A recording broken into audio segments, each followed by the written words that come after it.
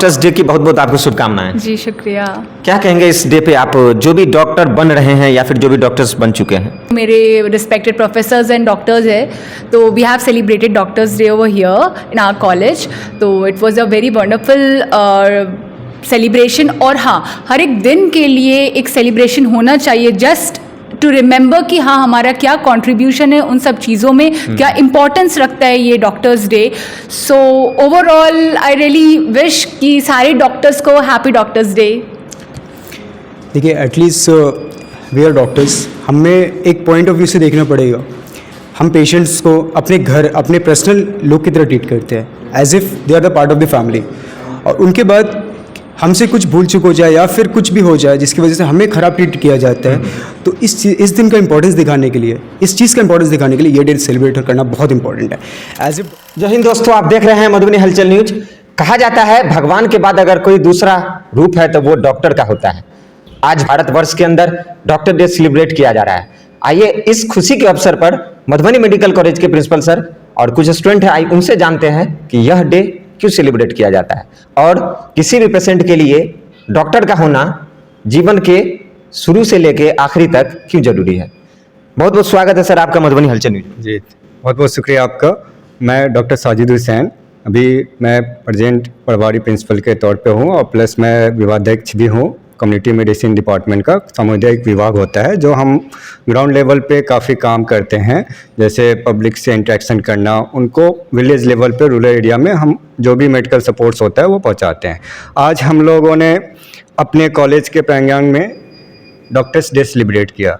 इसमें क्या है, हम जैसे डॉक्टर BC राय जो थे, हमारे सबसे महत्वपूर्ण जो फिजिशियन कह सकते हैं, जो गांधी जी के पर्सनल फिजिशियंस भी थे, वो वेस्ट बंगाल गवर्नमेंट के चीफ मिनिस्टर भी रहे हैं 2 बार, और उनके नाम पे अवार्ड भी है, उनको भारत रत्न से भी नवाजा गया। तो उनका एक ही मकसद था कि हम अपने डॉक्टर्स का जो प्रोफेशन है हर एक गरीब पेशेंट तक पहुंचाए, क्योंकि अभी हमने देखा है कि कोविड के टाइम में डॉक्टर्स ने कैसे डेडिकेटली अपना टाइम दिया, पूरा कमिटमेंट के साथ उनका ट्रीटमेंट किया, इलाज किया, और उसमें बहुत सारे डॉक्टर्स की जान भी गई बचाने के क्रम में, लेकिन फिर भी डॉक्टर्स ने बहुत हद तक काफ़ी कंट्रोल किया। और इसका गवाह है कि हमारे इंडिया जैसे डेवलपिंग कंट्री में काफ़ी हद तक हमने इस कोविड बीमारी को कंट्रोल किया। सर आप मेडिकल कॉलेज से जुड़े हुए हैं, बहुत से स्टूडेंट आपके हैं यहाँ पे, उनको किस तरीके से आप बताते हैं कि डॉक्टर और पेशेंट के बीच में जो रिलेशन होना चाहिए, लोग विश्वास आपके ऊपर कैसे बनाएं?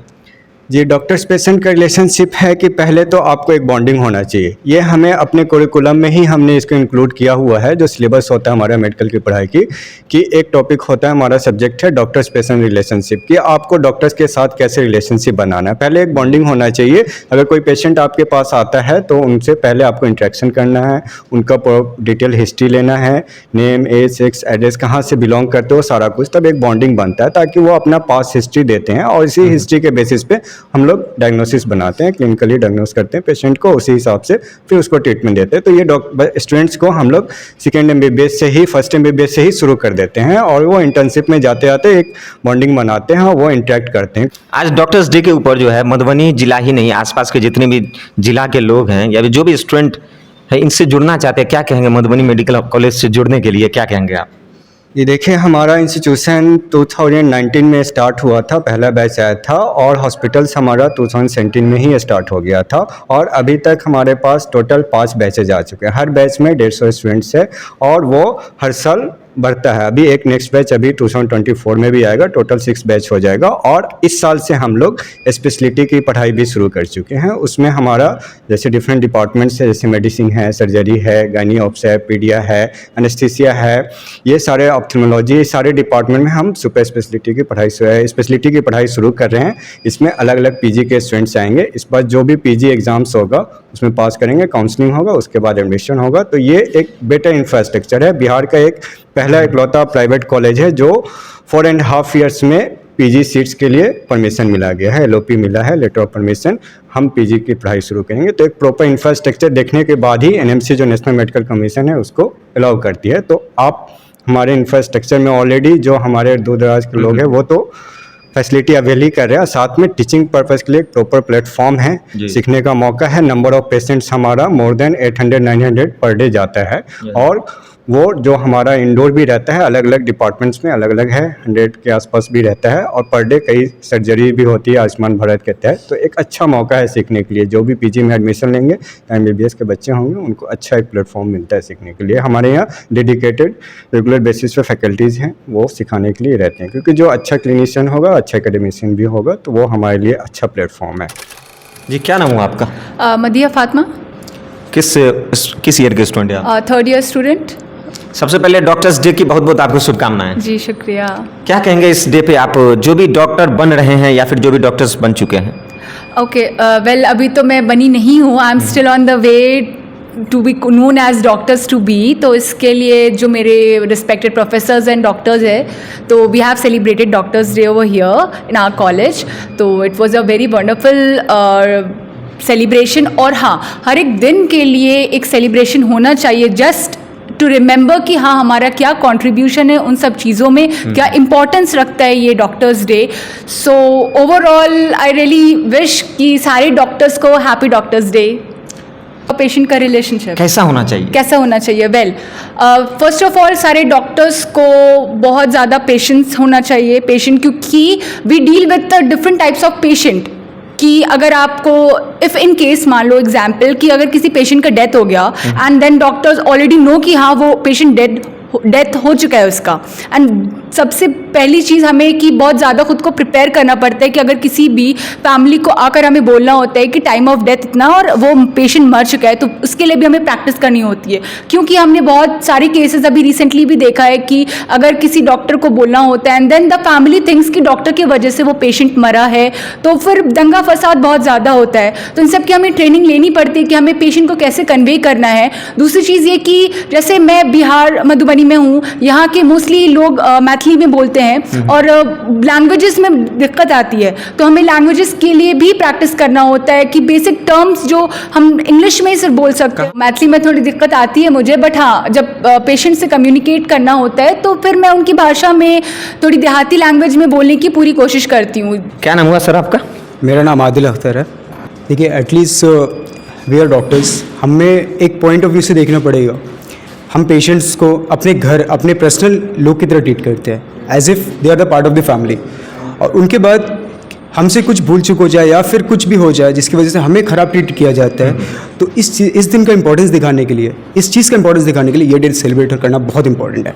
As if doctors are the part of the society, तो उनका इंपॉर्टेंस दिखाना सोसाइटी में बहुत ज़्यादा इंपॉर्टेंट है। जस्ट बिकॉज एक बॉर्डर पे होते हैं आर्मी एंड जो देश की रक्षा करते हैं, and we are in the city, जो हम यहाँ पर रह के लोगों की रक्षा कर रहे हैं, उनको ट्रीट करके, उनमें होप डाल करके, डे का इंपॉर्टेंस।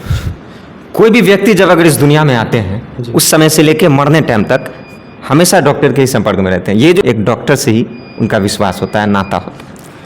देखिए, डॉक्टर की पढ़ाई, MBBS की पढ़ाई, इट्स नॉट सो इजी। और हम अगर पढ़ते हैं तो एक ऐसा फेथ लेके पढ़ते हैं कि हमें किसी की ज़िंदगी बचानी है। ये नहीं कि बस हमें एक प्रोफेशन है, it's not only profession, we are holding a life of a person.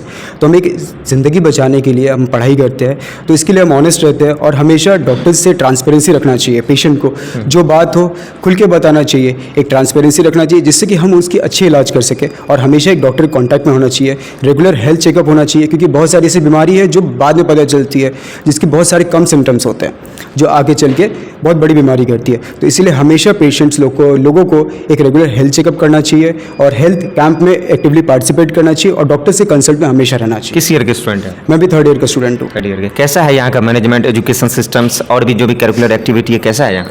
Till no third year तक मुझे ये जगह बहुत अच्छी लगी एंड यहाँ के फैकल्टी मेंबर्स, हमारे principal sir and managing directors, सारे लोग बहुत कोऑपरेटिव है हम लोग के लिए, स्पेशली पढ़ाई में। और हमें बहुत ही बोला जाता है पढ़ाई के बारे में, यहाँ पर हमें मतलब बोला जाता है क्लास सारी चीज़ करने, टीचर्स का हमारे बहुत ध्यान है। इवन हमारी छोटी से छोटी दिक्कतों के लिए भी बोला जाता है, हमें डांट भी लगाई जाती है कि ऐसे पढ़ो ऐसे पढ़ो। और क्लासेस मिस करने के लिए नहीं बोला जाता है कि क्लासेस करो, सारी क्लासेस करो and learn each and everything, कि ऐसे एक भी क्लास ना छोड़ो, एक भी चीज़ ऐसी मत छोड़ो जिससे कि एक ऐसी बीमारी ना छूट जाए जो तुम पेशेंट को जाके कल को बोलो कि इसका इलाज मुझे नहीं आता है, इसकी क्लास मिस हो गई थी। चलिए, बहुत बहुत धन्यवाद आपका हमारे साथ जुड़ने के लिए। आप लोग भी बने रहें, डॉक्टरों से हमेशा संपर्क में रहें, अपने हेल्थ चेकअप करवाते रहें। हम आपके स्वस्थ होने की कामना करते हैं। जुड़े रहे हमारे साथ, जुड़े रहे मधुबनी मेडिकल कॉलेज के साथ भी और देखते रहें हलचल न्यूज।